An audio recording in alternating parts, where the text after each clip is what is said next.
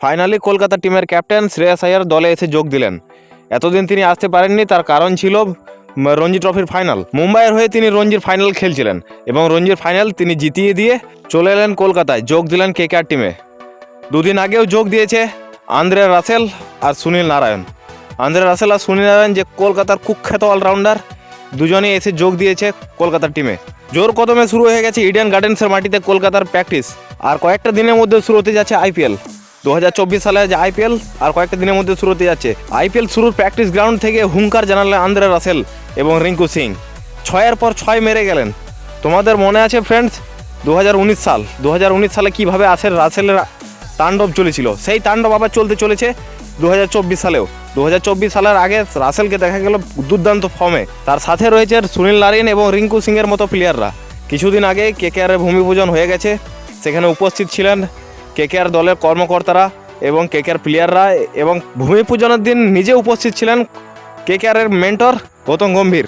2023-এর আইপিএলকে মাথায় রেখে 2024 সালে কলকাতা ম্যানেজমেন্ট তৈরি করেছে এক খতরনাক টিম, যার স্কোয়াডে রয়েছে আন্দ্রে রাসেল থেকে শুরু করে রিঙ্কু সিং, ফিলিপ সল্টের মতো ব্যাটসম্যানরা, এবং বোলিং ডিপার্টমেন্টে রয়েছে সুনীল নারায়ণ, মিচেল স্টার্ক আর বরুণ চক্রবর্তীর মতো বোলাররা। তারা সবাই এক এক করে কলকাতাতে এসে যোগ দিয়েছে কেকেআর টিমে।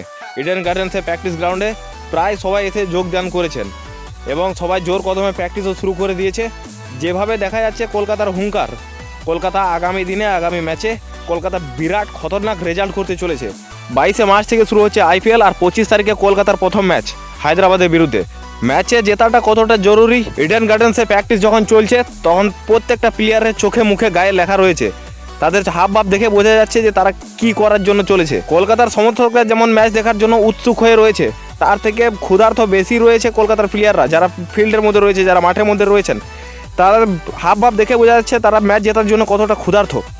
এতদিন ছিলেন না বাড়িতে, এবার বাড়ি ছেলে বাড়ি ফিরে এসেছেন।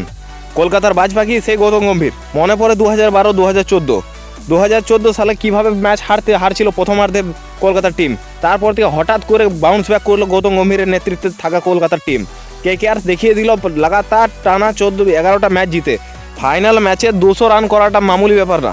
সে 200 রান চেজ করে কাপ হাতে নিয়ে বেরিয়ে আসা, সেদিনের মহানায়ক যেমন মনীষ পান্ডেকে আমরা মনে রাখি, তেমনি পেছন থেকে নেতৃত্ব করে যাওয়া অধিনায়ক তৎকালীন গৌতম গম্ভীর, তারও ভূমিকাটা মাথায় রেখে আমরা বলতে পারি যে গৌতম গম্ভীরের ভূমিকায় মেন্টরশিপে যদি কলকাতা থাকে তো কলকাতা কোন শিখরে কোন পর্যায়ে যেতে পারে 2024 আইপিএলে। বর্তমান যে কলকাতার অধিনায়ক, যে কলকাতার ক্যাপ্টেন, তাকে ভুলে গেলেও চলবে না। বিশ্বকাপে খেলেছিল সে দুর্দান্ত ইনিংস, মিডিল অর্ডারে এসে 500+ রান করা মামুলি ব্যাপার না। প্রথম ভারতীয় যিনি মিডিল অর্ডারে বিশ্বকাপে 500+ রান করেছেন, আর সেই শ্রেয়াস আয়ারের নেতৃত্বে কলকাতা খেলতে চলেছে এবছরের 2024 আইপিএল। আর সেই আইপিএলে দেখা যাবে নতুন নতুন তারকা, যারা ইয়ং প্লেয়ার কলকাতার হয়ে খেলবে, আর কলকাতার জিতবে এই বছর, এই আশা রাখি, কলকাতার শুভকামনা করি।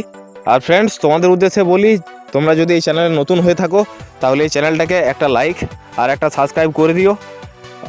তোমরা এই চ্যানেলের প্রত্যেক দিন রেগুলার ক্রিকেট রিলেটেড নতুন নতুন ভিডিও দেখতে পাবে, আর আগে বাড়িয়ে দেওয়ার জন্য সহযোগিতা করো।